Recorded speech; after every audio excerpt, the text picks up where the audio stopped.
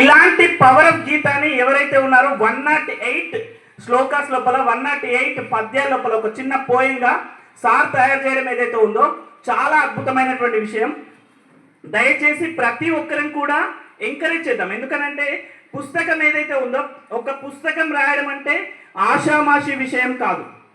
పుస్తకం రాయడం అనేటటువంటి ఆషామాషి విషయం కాదు. ఒక అక్షరం ఎందరి యొక్క ఆలోచనలను రేకెంపించేస్తుంది. ఒక అక్షరం ఏదైతే ఉందో ప్రేరణ కలిగిస్తుంది. ఒక అక్షరం ఏదైతే ఉందో మనల్ని నడిపిస్తుంది. అలాంటి పుస్తకాలు ఏవైతే ఉన్నాయో ఈరోజు చాలా పుస్తకాలు ఉండొచ్చు, కానీ పవర్ ఆఫ్ గీత ఎలాంటి పుస్తకం అని అంటే మనల్ని నడిపించే పుస్తకం, మనల్ని పర్ఫెక్ట్ వేలో తీసుకెళ్లేటటువంటి పుస్తకం, ఒక దిక్సూచిగా మారే పుస్తకం. కాబట్టి ఇలాంటి పుస్తకం రాసినటువంటి రెడ్ల బాలాజీ సార్కి నేను శిరస్సు వంచి నమస్కరిస్తున్నాను.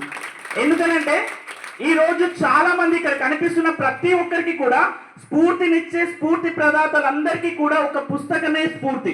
అట్లాంటి స్ఫూర్తినిచ్చేటటువంటి పుస్తకమే ఈ పవర్ ఆఫ్ గీత. ఇది ముందు తరాలకి చాలా చాలా ఉపయోగపడుతుంది. ఇలాంటి మరెన్నో రచనలు రాయాలి అని చెప్పేసి ఆకాంక్షిస్తూ thank you one and all.